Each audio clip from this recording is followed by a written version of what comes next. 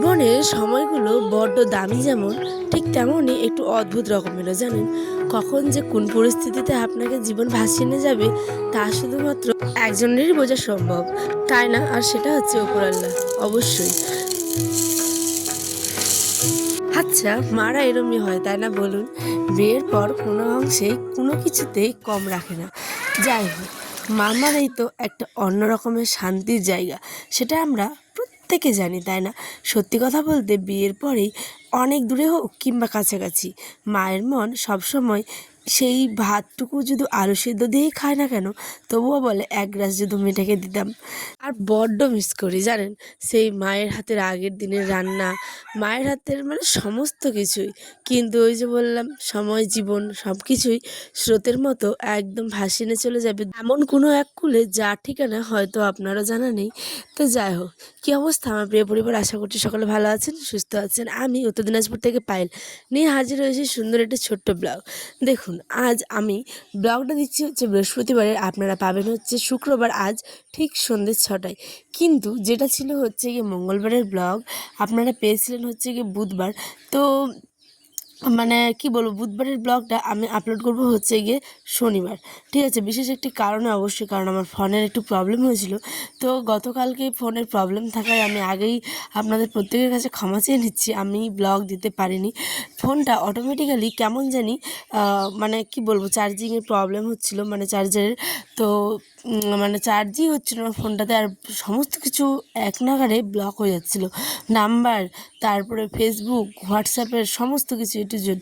তো হয়তো এটা কোনো একটা সেটিংয়ের প্রবলেম ছিল, তখন আয়নারবাকে বলাই সে ঠিক করে দেয়। এবং আমার যে মানে চার্জারের পিন সেটাকে অবশ্যই চেঞ্জ করতে হবে। তো আমি ওটা অনলাইনে অর্ডার করেছি, অবশ্যই চলে আসবে। এখন ফোনটাকে আমি সুইচ অফ করে তারপরে চার্জে দিচ্ছি, তারপরে চার্জ হচ্ছে, নইলে একদম না। তাই আজকে একটু মানে চার্জ হয়েছে গোটা রাত্রিতে, মাত্র হয়েছিল হচ্ছে গতকাল 20।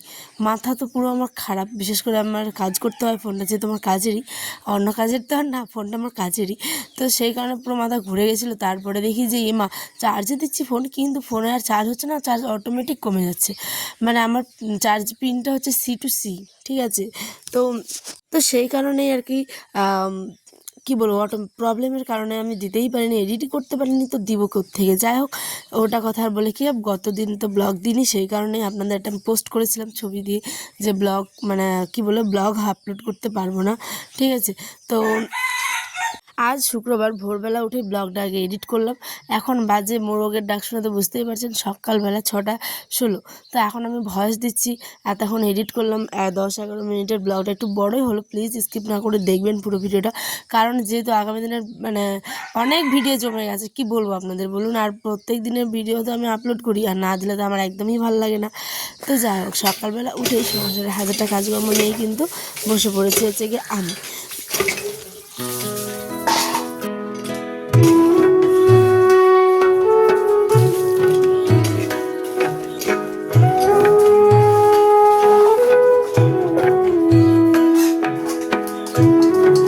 এখন তো বাসনপত্রগুলো ধুবো, আর কিছু কথা শেয়ার করবো। ওই যে প্রথমে বললাম মায়ের কথা বড্ড মনে পড়ছে, কারণ বাবা এসেছিল, হয়তো আপনারা গত দিনের ব্লগটাতে দেখেছেন, যেটা মাছ রান্না করেছিলাম আর বলেছিলাম হচ্ছে যে আগামী দিন শেয়ার করবো কে এসেছে।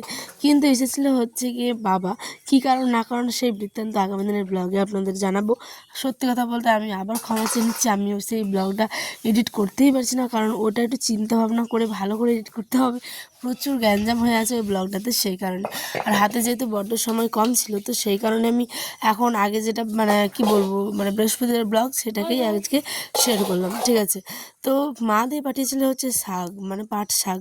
তারপরে হচ্ছে 2 রকমের আরও শাক আছে, কি বলে ওটা, বাদাম শাক আর খাসারি শাক। তো পাট শাক এটা আমাদের মালদার দিকেই কিন্তু খাই, কিন্তু উত্তর দিনাজপুরের লোকের আবার খাওয়া আলাদা, কথাবার্তার ধরন আলাদা, সমস্ত কিছুই আলাদা। তো খাওয়ার ধরনটা অবশ্যই আলাদা, মালদার থেকে অনেক অনেক অনেক পার্থক্য। তো আমাদের দিকে যেটা বম পাট বলে, মা পাট শাক বলে, যেটা হচ্ছে কি আমচুর মানে বা আমশি এই সমস্ত কিছু দিয়ে রান্না করতে হয়।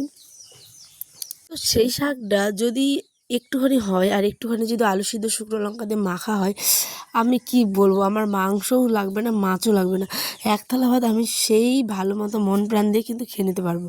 ঠিক আছে, তো আমার বাবা সেই অনেক কিছু জিনিস তো নিয়ে এসেছে, সেগুলো শেয়ার করবো কালকে। আর একটা জিনিস এখন বলি, আপাতত শাক দিয়েছিল, তো সেই শাকটাকে আজকে রান্না করবো, আর করবো হচ্ছে সয়াবিন আলুর তরকারি। উফ, শাকটাতে যদি একটা শুকনো লঙ্কা আর আর কি বলো ওটাকে, রসুন ফোড়ন দেওয়া যায়, আর যদি একটু ভাতের মধ্যে সেই লঙ্কাটাকে থেতলে খাওয়া যায়, তাহলে বিশ্বাস করুন সেই স্বাদের কোনো ভাগই হবে না। ঠিক আছে, তো এরমটা মালদায় কাকে ব্লগটা দেখছেন অবশ্যই কমেন্টে জানাবেন। আর হ্যাঁ, এরম শাক লাস্টের দিকে আমি দিব অবশ্যই, ভিডিওটা দেখবেন, এরম মানে দেখতে হয়। ঠিক আছে, তো এরম শাক কে কে খান বা কোথায় কোথায় আপনাদের এরমভাবে রান্না করা হয়, অবশ্যই কিন্তু আমাকে কমেন্টে জানাবেন। ঠিক আছে, এখন আমি চলুন কাপড়গুলো এদিকে ভিজিয়ে দিই। আপনাদের সাথে গল্প করতে করতে কতগুলো কাজ হয়ে গেল বলুন তো। আজকে আমার একদম ঘুম হয়নি, খালি মনে হচ্ছে কখন ব্লগ দিব, কখন ব্লগ দিব। কিন্তু এটা কি আমার কি বলবো, কর্তব্যও মনে করুন, কিংবা ভালোবাসা, পরিবারের প্রতি পরিবারের ভালোবাসা, আন্তরিকতা। সত্যি কথা বলতে আমার একদিন ব্লগ না দিলে মন টন কিচ্ছু ভালো থাকে না, সত্যি। হ্যাঁ, তো দেখলেন একটা জিনিস আপনাদের সাথে এখানে শেয়ার করলাম, এটাকে কি বলে বলুন তো, ব্যাঙের ছাতা। এমনভাবে হয়েছে একটা বাঁশের মধ্যে, দেখতে কি সুন্দর, প্রকৃতি জিনিসটা বড়ই মানে কি বলবো, সুন্দর, তাই না? একদম খুব খুব খুব শান্তি লাগে দেখে। এই যে শাকটা আমি ফ্রিজ থেকে বের করে নিয়েছি, এদিকে ভাতও হয়ে গেছে প্রায়। চলুন একবার পাতাগুলো আপনাদের দেখিয়ে নিই। এই যে আলটিমেটলি এই পাতাগুলোই হচ্ছে কি পাট শাকের পাতা। আমাদের এখানটায় মানে আমার উত্তর দিনাজপুরে এই পাতাগুলো কিন্তু কেউ খায় না। এগুলো একটু যেহেতু মানে কচি পাতা, আবার কোনোটা বুড়ো পাতা, তো সেই কারণে খায় না। তো ওরা যেটা খায় সেটা আলাদাভাবে একদম খাওয়ার জন্যই নাকি লাগানো হয়, একদম ছোট্ট ছোট্ট জ্বালা জ্বালা। তো ওইগুলো গাছ আপনারা তো দেখেছেন আমার ব্লগে, চিরামারা শাক, এগুলো আমি নাম জীবনেও শুনিনি। চিরামারা শাক, টক শাক, পাঙ্গাস মাছ, যেটা আজকে আপনাদের সাথে আমি রান্না করবো। আর বিশেষ করে ডিমটা দেখবেন, লাস্টের দিকে স্কিপ করে যায় না, হ্যাঁ, ডিমটা দেখবেন যে এরম ডিম হয়, এরম কি বলবো আপনাদের, ফার্স্ট টাইম খেলাম। পাঙ্গাস মাছ তো আমি খেয়েছি এর আগে, ভিডিও আপনারা অবশ্যই পেয়েছেন, কিন্তু ডিমটা দেখবেন কি সুন্দর দেখতে, পুরো একদম ফুলের মতো থোকা থোকা। তো দেখে তো মনটা ভরে গেল। এইগুলো মাছ কিন্তু আমি আমার বাবার বাড়ি কোনোদিনও খাইনি। ঠিক আছে, আমি জানতাম না যে পাঙ্গাস মাছ। চলুন এখন আবার মানে কি বলবো, খাচ্ছি হচ্ছে পরোটা, কারণ এই পরোটাটা আমাদের হাটের একদম স্পেশাল। আর সত্যি কথা বলতে, একদিকে যদি আমাকে দেওয়া হয় পরোটা আর একদিকে যদি বিরিয়ানি, আমি তো অবশ্যই অবশ্যই অবশ্যই পরোটাটাকেই সিলেক্ট করব।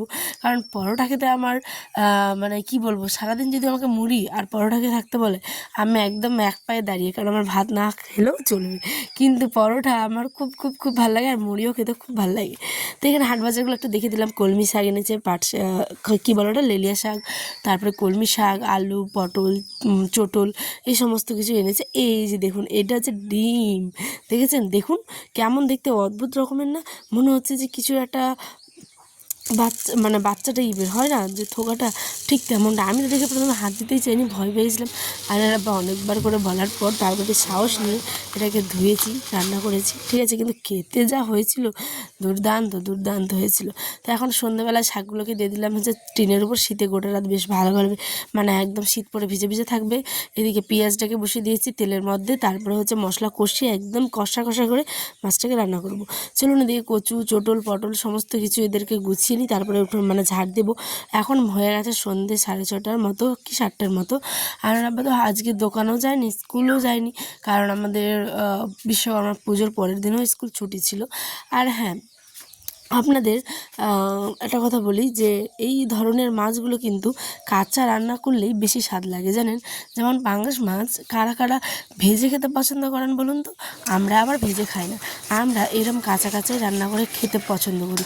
তাহলে কী হয়, পেটির যে পিসগুলো থাকে সেগুলোই একদম এত সুন্দরভাবে ভালো লাগে খেতে, যা আপনাদের কী বলবো, মুখে না পড়লে বুঝতে পারবেন না। এই যে ঘরে ইঁদুর উৎপাতে এমন একটা কাজ করতে আমরা বাধ্যই হলাম বলতে পারেন। এত পরিমাণে ইঁদুর হয়েছে, যেগুলো আগে থেকেই একটা দুটো হয়েছিল। আয়নের আব্বাকে আমি বলেছিলাম, আয়নের আব্বা আবার একটা জিনিস বলছে যে আমি তো চাইলে তো দিয়ে দিতেই পারি, কিন্তু দিব না, কারণ হচ্ছে গিয়ে আমাদের আয়ান তখন প্রচণ্ড ছোট ছিল। আর ইঁদুরগুলো কী হয়, খাওয়া দাওয়া করে এমনভাবে হয়তো কোথাও একটা দুটো মুড়ির দানা ফেলে রাখবে, যদি কোনোভাবে মানে বাবু খেয়ে নেয় তাহলে অনেক অনেক সমস্যা হতে পারে। সেই কারণে ওই আবার বুদ্ধি করে এতদিন দেয়নি, কিন্তু ওদের উৎপাত এত দিন দিন বেড়ে চলেছে, এখন তারগুলোর মধ্যে দিয়ে দৌড়ে পালাচ্ছে সমস্ত কিছু, মানে ইঁদুরগুলো। তো সেই কারণে একদম বীজ দিয়ে ভালো করে ইঁদুরটাকে মানে মুড়ি দিয়ে তেল দিয়ে মাখিয়ে দিলাম, যাতে ওরা একটু খায়, না ঘরে আমাদের থাকা দায় হয়ে যাবে। চলুন, এই যে মাছটা কেমন লাগছে অবশ্যই জানাবেন। তো ডিমগুলো পরে দিলাম, কারণ ডিমগুলো আগে দিলে একদম ভেঙে যেত, কেমন জানি হয়ে যেত ছন্ন ছাড়া। তো এইটা খেতে ভাত দিয়ে একটু দারুণ লাগবে। সাথে এই যে লেবু নিয়ে এসেছিলো, তো লেবু কাঁচা লঙ্কা এগুলো সমস্ত কিছু গুছিয়ে রেখেছি, সবজিগুলো ফ্রিজে রাখলাম, আর একটু নেবো হচ্ছে কি লেবু কেটে। এই তো ফুটতে শুরু হয়ে গেছে। এবার মাছ রান্না আমার কমপ্লিট। তেলটা আজকে একটু কম দিয়েছি, তাই মাছটা এরম লাগছে, কারণ তেলটা না অতিরিক্ত খেলে অনেক ক্ষতি হয়েছে জানেন। আর অতিরিক্ত বলতে মাছের প্রচুর তেল, এই পাঙ্গাস মাছ মানে সামুদ্রিক মাছ তো প্রচুর তেল থাকে, যার কারণে তেলটা আমি সামান্যই দিলাম। চলুন, আমার রান্নাবাড়ি কমপ্লিট, এখন যাব হচ্ছে স্নানে। এখন বুঝি 7টা সাড়ে 7টার মতো বেজে গেছে। আমি এখন বারান্দাটা ঝাড় দিচ্ছি, এরপর একটা বস্তা বিছিয়ে ভালো করে একদম পরিপাটি করব, বাসনপত্র ধুবো, তারপরে যাব হচ্ছে গিয়ে স্নানে। কারণ এই দিন প্রতিদিনই আমার প্রায় 2বার স্নান করতেই হয়। সকালে সমস্ত কাজ হয়ে যায় আমার 9টার মধ্যে কমপ্লিট, আর এরপর 10টার মধ্যে যাই স্কুল। খাওয়া দাওয়া করে সারাদিন আমি ফ্রি থাকি বলতে এডিট করি, চ্যানেলের কাজ করি, ঠিক আছে। চ্যানেলটাকে তো মেনটেন করতে হয়, শুধু ভিডিও আপলোড করলেই তো হয় না, ঠিক আছে। তো ছোটো চ্যানেল হোক কিংবা বড়ো, হ্যাঁ, তো যাই হোক মেনটেন করি। আর স্নানটাও কিন্তু 2বারই করতে হয়, রাত্রে একবার কাজ করার পর, আর হচ্ছে গিয়ে সকালে একবার কাজ করার পর। তো এখানে আমি ইন্ডাকশানে যে শাকটাকে একটু গরম করতে বসেছি, এইটা হচ্ছে কি পাট শাক, যার কথা আপনাদের একটু আগে বললাম। তাহলে আসি বন্ধুরা, দেখাবো অন্য একটি ব্লগে। কেমন লাগলো অবশ্যই জানাবেন। আসি, আল্লাহ হাফেজ।